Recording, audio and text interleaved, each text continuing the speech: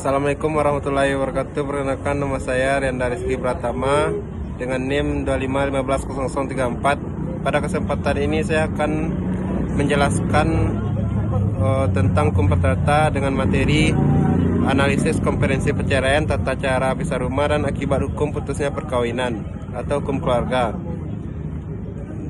Pada kesempatan ini saya akan membahas mengenai pengertian perceraian, prosedur perceraian di Indonesia. Pengertian perceraian adalah putusnya ikatan perkawinan antara suami dan istri berdasarkan putusan pengadilan dalam hukum Indonesia. Perceraian tidak dapat dilakukan secara sepihak atau hanya berdasarkan kesepakatan kedua belah pihak. Perceraian harus melalui proses persidangan dan hanya dapat dikabulkan apabila terdapat alasan yang sah menurut peraturan perundang-undangan. Alasan-alasan perceraian ada beberapa, yaitu salah satu pihak melakukan zina, mabuk, berjudi, dan penyalahgunaan narkoba.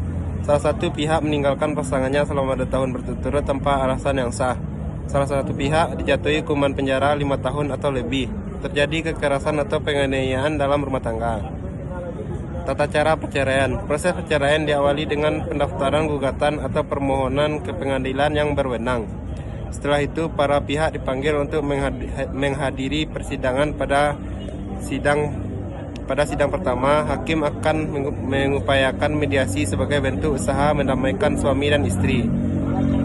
Jika mediasi gagal, maka persidangan dilanjutkan dengan pemeriksaan gugatan, pembuktian melalui dokumen dan saksi, hingga akhirnya hakim menjatuhkan putusan. 4. Pisah rumah. Dalam kehidupan masyarakat sering ditemukan pasangan suami istri yang memilih tinggal terpisah atau pisah rumah. Namun menurut hukum Indonesia, pisah rumah tidak sama dengan perceraian selama belum ada putusan pengadilan. Status mereka tetap sah sebagai suami istri.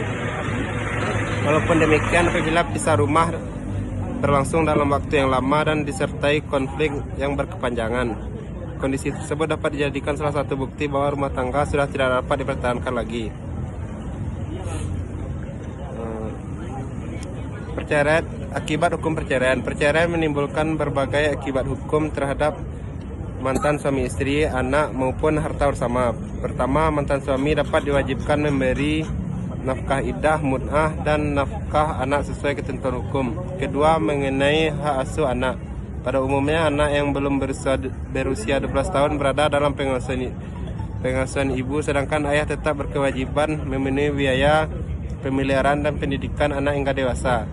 Ketiga, mengenai harta bersama atau harta gonogini. Harta yang diperoleh selama perkawinan akan dibagi menurut ketentuan hukum yang berlaku, sehingga hak masing-masing pihak tetap terlindungi setelah perceraian. Akibat hukum putusnya perkawinan. Pembahasan terakhir adalah mengenai akibat hukum setelah terjadinya perceraian. Perceraian tidak hanya mengakhiri hubungan suami istri, tetap juga menimbulkan berbagai akibat hukum. Pertama, terhadap mantan suami dan mantan istri. Dalam hukum Islam maupun hukum positif Indonesia, mantan suami dapat diwajibkan memberikan nafkah iddah, mut'ah, tempat tinggal sementara, dan melunasi mahar yang masih terutang apabila memenuhi syarat-syarat yang ditentukan. Hal ini bertujuan memberikan perlindungan ekonomi kepada mantan istri setelah perceraian. Kedua, terhadap anak. Anak merupakan pihak yang paling rentan akibat perceraian orang tuanya. Oleh karena itu, hukum mengatur bahwa kepentingan anak harus menjadi prioritas utama. Anak yang belum berusia 12 tahun pada umumnya berada dalam pengawasan ibu. Namun demikian, ayah tetap berkewajiban menanggung biaya hidup, pendidikan, kesehatan, dan kebutuhan anak hingga dewasa. Ketiga, terhadap harta bersama. Harta yang diperoleh selama perkawinan disebut dengan harta bersama atau harta gonogini. Setelah perceraian, harta tersebut dibagi sesuai ketentuan hukum yang berlaku dalam kompilasi hukum Islam pada prinsipnya masing-masing.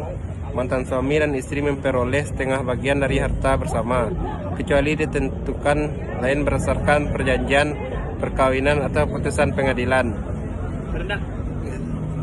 Kesimpulan, dapat saya simpulkan bahwa perceraian merupakan jalan terakhir yang ditempuh apabila rumah tangga sudah tidak dapat dipertahankan lagi. Oleh karena itu, hukum Indonesia mengatur perceraian secara ketat melalui proses pengadilan agar tidak dilakukan secara sembarangan. Selain itu, proses perceraian harus melewati beberapa tahapan, mulai dari pendaftaran perkara mediasi, pembuktian hingga putusan hakim. Pisah rumah tidak mengakhiri perkawinan, tetapi tidak dapat menjadi bukti adanya keretakan rumah tangga dalam persidangan. Terakhir, perceraian menimbulkan akibat hukum yang luas, yaitu terhadap mantan suami dan istri, hak asuh dan nafkah anak, serta pembagian harta bersama. Semua aturan tersebut dibuat agar hak dan kewajiban setiap pihak tetap terlindungi serta memberikan kepastian hukum dan rasa keadilan. Demikian presentasi yang dapat saya sampaikan. Terima kasih atas perhatian Bapak dan Ibu, teman-teman sekalian. Apabila terdapat salah, mohon dimaafkan. Saya akan berusaha memperbaiki sebaik mungkin. Assalamualaikum warahmatullahi wabarakatuh.